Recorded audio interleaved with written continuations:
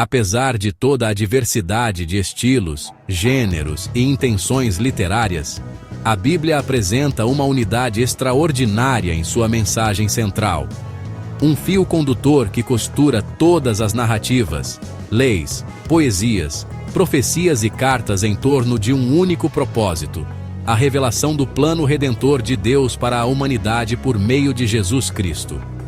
A Bíblia não é apenas uma coleção de textos religiosos, mas uma narrativa orgânica, com começo, desenvolvimento e desfecho.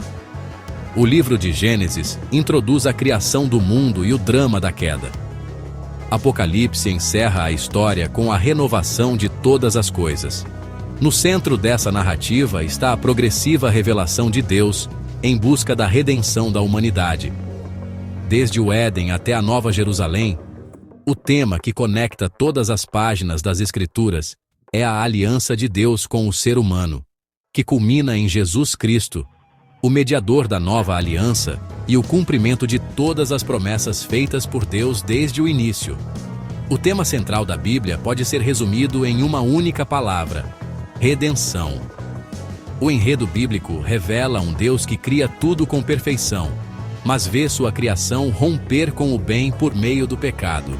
Em vez de destruir tudo, Deus escolhe redimir, restaurar, reconciliar, renovar. Essa redenção se manifesta em 3 dimensões complementares. Redenção histórica. Por meio do chamado de Abraão e da formação do povo de Israel, Deus inicia um projeto pedagógico e missional. A história de Israel serve como palco e ensaio para o Messias, por meio de quem a salvação alcançaria todas as nações. Redenção pessoal. A Bíblia mostra que o pecado é uma realidade existencial, que afeta o coração humano. Em Cristo, Deus oferece não apenas uma nova aliança coletiva, mas também a transformação individual de cada pessoa que nele crê. Redenção cósmica. O plano de Deus não se limita à salvação das almas, mas inclui a restauração de toda a criação. O apóstolo Paulo declara que a criação geme, RMM 8:22, aguardando sua libertação. O clímax da Bíblia é escatológico: novos céus e nova terra, onde habita a justiça. Embora o Antigo Testamento contenha leis, genealogias, guerras, reis e profetas, tudo isso aponta para algo, ou melhor, alguém maior: Jesus Cristo. Ele é o centro nervoso da Bíblia, a chave hermenêutica para compreender as Escrituras. Como disse Agostinho, o novo está oculto no antigo, o antigo está revelado no novo. Ou como declarou Jesus aos discípulos no caminho de Emaús, ao explicar-lhes as Escrituras: era necessário que o Cristo padecesse e entrasse na sua glória. Leque 24:26-27. Toda a Bíblia encontra seu sentido pleno na encarnação, morte e ressurreição de Cristo. Portanto, ao falarmos do tema central da Bíblia, não falamos de uma ideia abstrata, mas de uma pessoa viva. Cristo é o Logos, o Verbo encarnado, a palavra que dá sentido à palavra. Outro modo de expressar o tema central das Escrituras é por meio do conceito de Missio Dei, a missão de Deus no mundo. Desde o início, Deus tem um projeto de reconciliação cósmica. A missão não é apenas um departamento da Igreja. Ela é a razão de ser da própria história bíblica. A Igreja, como comunidade do reino, existe para ser instrumento dessa missão. A Bíblia nos ensina que o propósito de Deus é formar um povo que viva segundo sua vontade e que seja testemunha da reconciliação e da justiça do reino entre todas as nações. A Bíblia não é um manual de regras, nem um sistema fechado de doutrinas. Ela é, acima de tudo, uma grande história de relacionamento entre Deus e os seres humanos. Essa história envolve rupturas, promessas, reconciliação, amor, graça e juízo. O ser humano é convidado a entrar nessa história não como espectador, mas como personagem ativo, aquele que responde à iniciativa divina com fé, obediência e missão.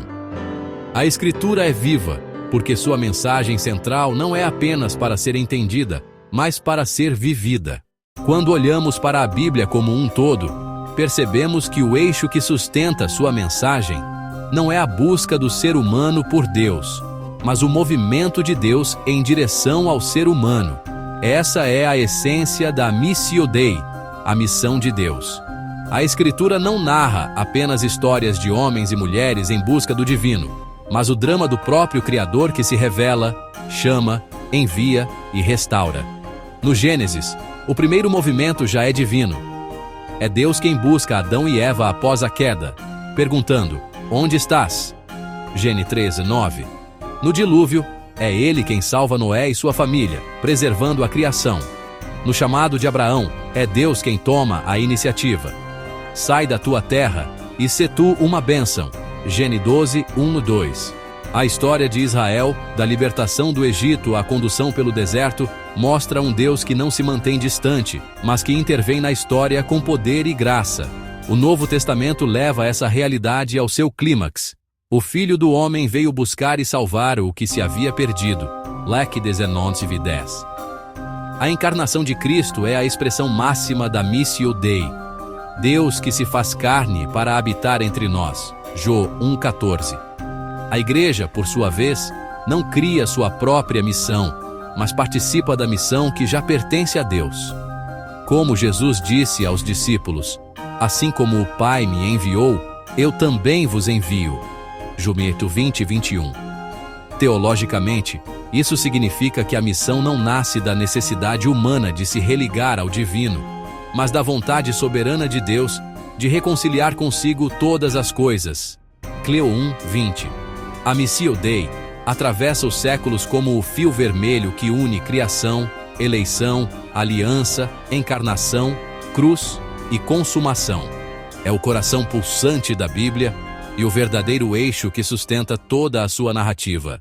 A Escritura não foi escrita para ser apenas contemplada como um registro histórico ou um documento literário antigo. Desde suas primeiras páginas, a Bíblia se apresenta como um convite à participação na obra de Deus. Ela não descreve apenas a ação divina no passado, mas convoca cada leitor a entrar na história em andamento da salvação.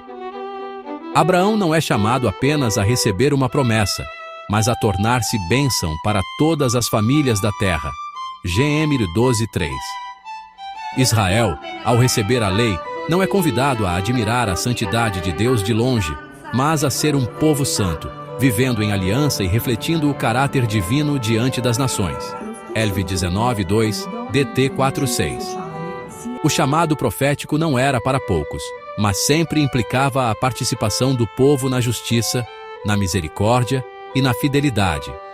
Marcos 6:8. No Novo Testamento, esse convite ganha força ainda maior. Jesus não apenas anuncia o reino de Deus, mas o inaugura chamando homens e mulheres comuns para segui-lo. Vinde após mim, e eu vos farei pescadores de homens. Marcos 1:17. Seus discípulos não foram espectadores de milagres e parábolas, mas participantes ativos da missão. O mesmo se vê na Grande Comissão, quando Jesus envia a Igreja a fazer discípulos de todas as nações. Mateus 28:19. Esse caráter participativo da Bíblia é mais do que um detalhe. É parte essencial de sua natureza.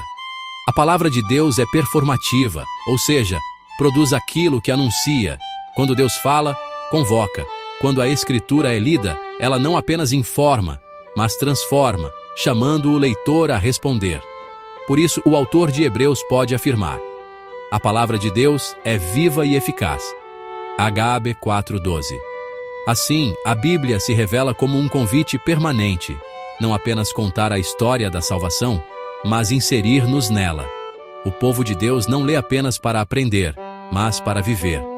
Cada página é um chamado a participar da missão divina que começou no Éden, foi intensificada em Cristo e continua pela Igreja até a consumação.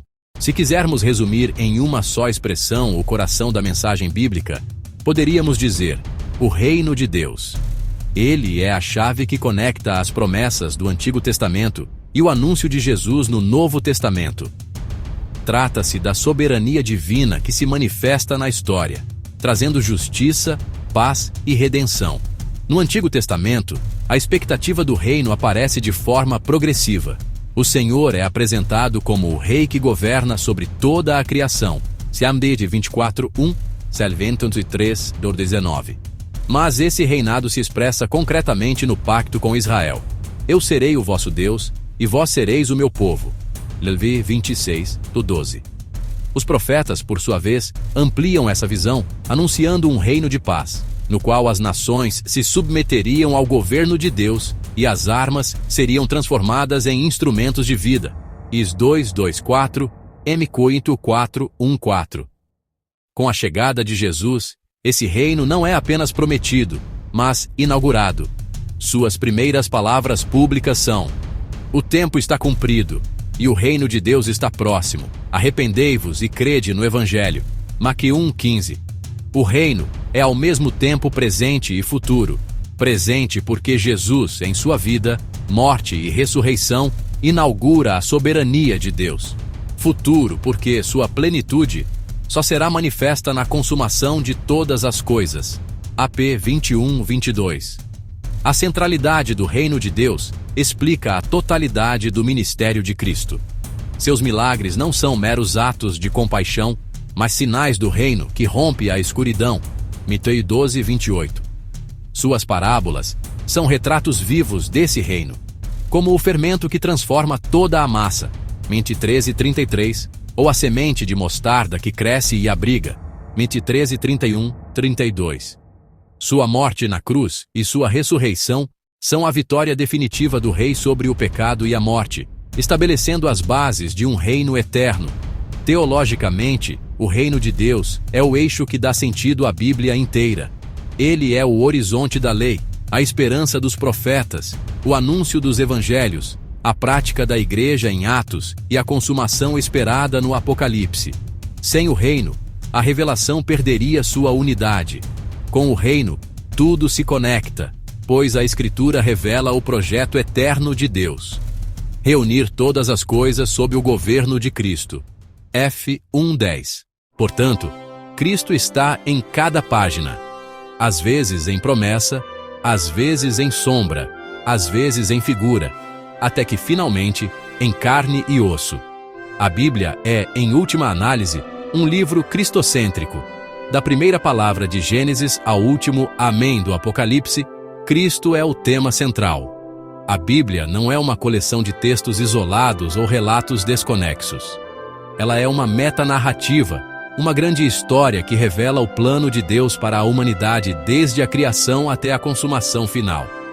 Essa narrativa abrange criação, queda, promessa, redenção e consumação, mostrando o fio vermelho da fidelidade divina em cada época, cada evento e cada personagem. A consumação final, retratada em Apocalipse, revela que a narrativa de Deus não termina com a história humana, mas se dirige a um desfecho definitivo, a restauração de todas as coisas, a derrota do pecado e da morte e a plena comunhão entre Deus e a criação. Portanto, a história da salvação é mais do que eventos. É o plano unificado de Deus, onde criação, redenção e consumação se entrelaçam. Ela dá sentido à Bíblia como um todo, permitindo compreender cada livro, cada personagem e cada aliança como parte de um enredo maior. O drama do Deus que ama, chama e reconcilia o mundo consigo mesmo.